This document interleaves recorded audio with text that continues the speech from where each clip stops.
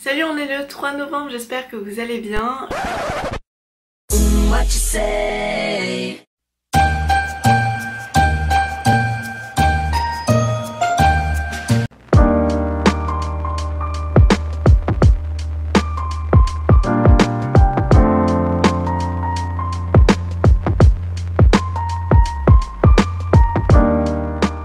Je vous fais une petite intro rapide puisque je dois aller travailler. Mais bon, qui dit jour impair pour moi, dit jour d'écriture. Alors c'est parti, je pioche un nouveau petit papier pour cette journée. Je sais pas pourquoi je vous fais un focus à chaque fois. Mais bon. Alors, oula. Donc la consigne pour aujourd'hui, ça va être une citation.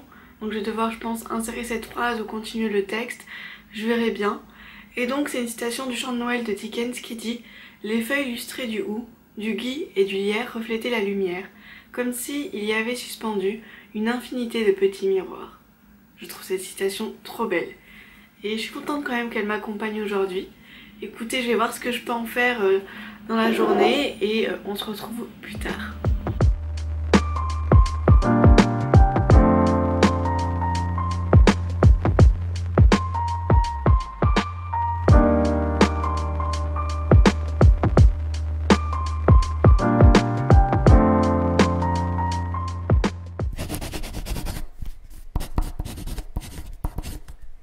Toujours à la même place mais pas à la même heure, c'est promis.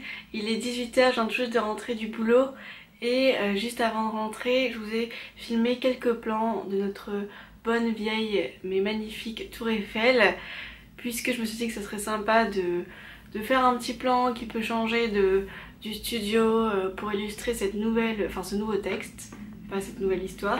J'espère que ça va vous plaire et donc j'en ai profité pendant ma dernière demi-heure au boulot, vu que j'avais plus rien à faire, pour rédiger notre fameux petit texte. Je sais pas si vous voyez là, mais il s'est passé beaucoup de choses sur cette feuille et il y a eu énormément de rayures. Si tout va bien, je vais réussir à me relire, si tout va bien. Quoi qu'il en soit, j'ai hâte que vous lisiez ou que vous écoutiez le texte et que vous me disiez ce que vous en pensiez. J'avoue que j'étais pas très inspirée au départ, je trouve ça un petit peu plus compliqué d'insérer comme ça une aussi jolie citation de Dickens, mais on verra. J'ai hâte que vous voyez le résultat. C'est vrai que je l'ai pas fait dans la dernière vidéo, mais en gros pour vous parler un petit peu du texte sans trop vous en dire pour vous garder la surprise, eh bien on va dire que c'est une sorte de petit conte de Noël. En fait j'ai l'impression que beaucoup de nos textes vont avoir un côté très léger, très guimauve, un petit peu niais, mais bon après c'est la magie de Noël et l'atmosphère de Noël, donc que voulez-vous que je vous dise? On va pas avoir des textes déprimants pour le mois de décembre.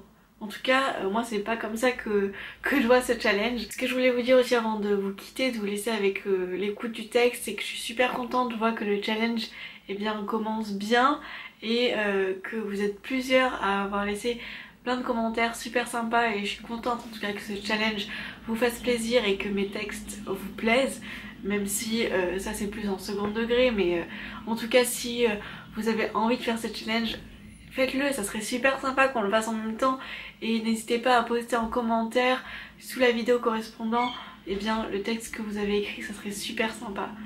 En tout cas de lire tout ça et moi je serais ravie de lire tout ça et je pense que les autres personnes qui regarderont la vidéo seront aussi super contentes de lire vos textes. Sur ce, je vous dis à très bientôt dans 2 jours et je vous laisse avec le texte.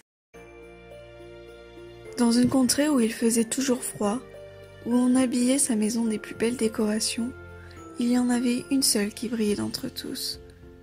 Il y en avait une seule où la magie ne s'éteignait jamais. Le chalet des Olipailles.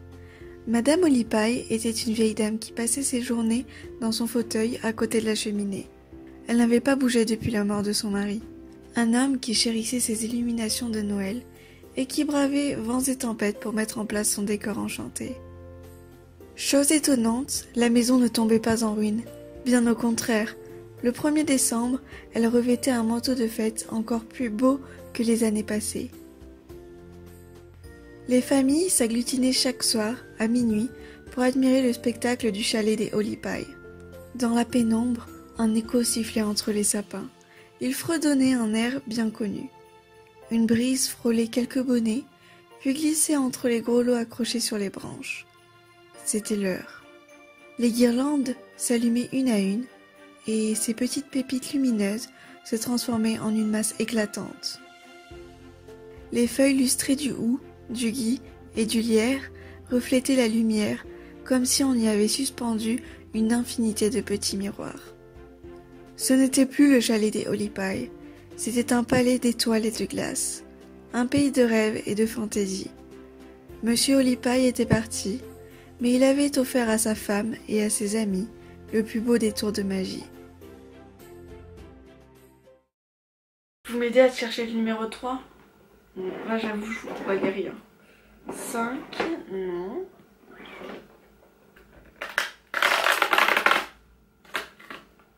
Démaquillant. Ah bah c'est bien parce que j'en avais plus. Sauf que j'aime pas les démaquillants liquides, comme ça je préfère les laits. Mais bon, un démaquillant ça reste un démaquillant. Et vu que j'en avais plus, bah ça me fait seulement à acheter. Ou sinon je le garde quand je pars en voyage. Mais bon, c'est pas comme si je partais non plus toutes les 4-5 matins en voyage. Quoique j'aimerais bien. Faut que j'arrête là, je vous fais un monologue en plus qui sert à rien. Mais voilà ce qui se passe hein, quand je laisse tourner ma caméra. Je parle toute seule. Bon, j'arrête mon blabla. Is it you that you're in my head? 'Cause I know that it's delicate.